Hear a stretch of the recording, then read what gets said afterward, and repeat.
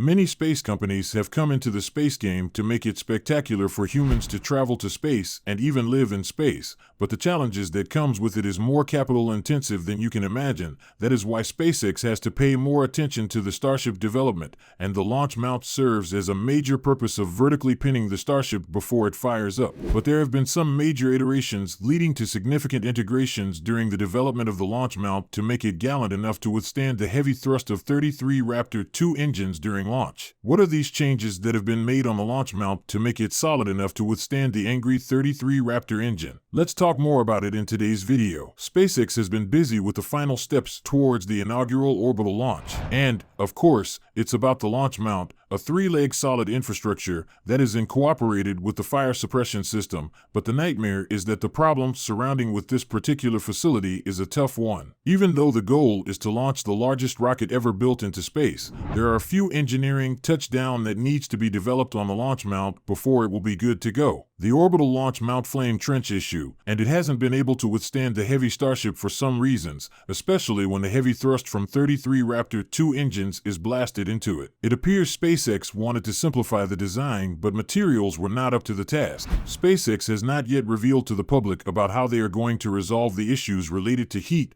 pressure, and sound using 20x the water used so far. Water has an enormous capacity to absorb heat energy and also destructive sonic energy, and a water-based system is the way out. Any other method has not been made known to the public or the mainstream media. The imagination of relativity space and their 3D printed rocket leave us with the thought of how beautiful the future and the possibilities will be interesting. If SpaceX doesn't put in the hard work to ensure that the launch mount withstands heavy thrust, the idea of reusability may not be achieved, because every now and then there will be a rising fault that the launch mount will incur after every launch, or if the worst comes to be, it will eventually be going to explode on the pad. Even though we don't pray for that at an instant during a launch, it's probably going to happen once or twice. Just like the Falcon series, it'll take a number of changes and maintenance before the company can understand what works and succeed at launching the Starship rocket into space. Consequently, SpaceX have to start developing a very unique launch pad design, hopefully capable of launching a full-stack Starship. And just as we thought, all the ground equipment SpaceX has built here over the past 3 years has never actually launched a Starship into space. But there is a latest addition to what anyone would expect. The Chief's WAI cam captured an image on February 10th showing the shield segments in greater detail before they were mounted. When it is installed, the side with the angle should be facing upward. If you contrast the panel that faces upward with the one that faces outward,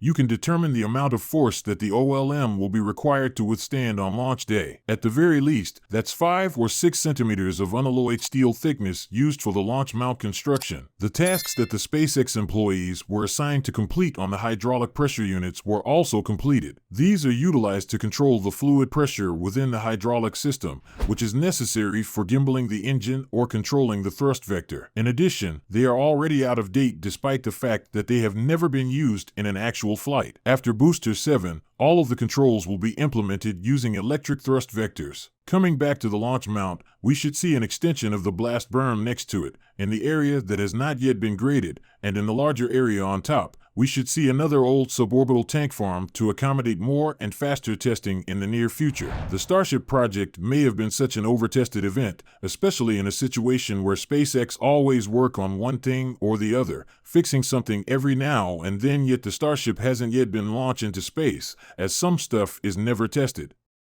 On the other hand, the launch mount renovation is one of the most technical problems to address among other facilities. This is a nice problem to have, to vet the engineering team that got much of the job in their hands. Imagine you're developing the largest rocket in human history, and your development team is outpacing the prototype testing team. The next agenda the company is faced with is improving the OLM, which is in progress right now. Although 1 or 2 panels are still missing, likely just because there's some work left to do before sealing the ring completely. There were some speculations going around or a rumor waving up about rolling back the construction site for Booster 7. Well, this news doesn't really sound strange since we are already used to rolling out, testing, and rolling back. We've seen this for more than a year now. It doesn't seem like Booster 7 needs any more work before the launch, though times are changing at Starbase. Elon Musk recently spoke at a Morgan Stanley conference.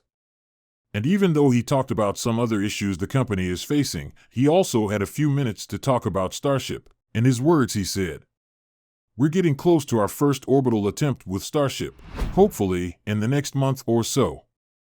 But this is a very difficult program. Of course, that's right, having a space project like this will be such a tough one to scale, even when government agencies are against the launch progress SpaceX is facing a whole lot right now. And Haven spent more than half a decade building the Starship. Sending it into space seems like drowning in a deep dark sea.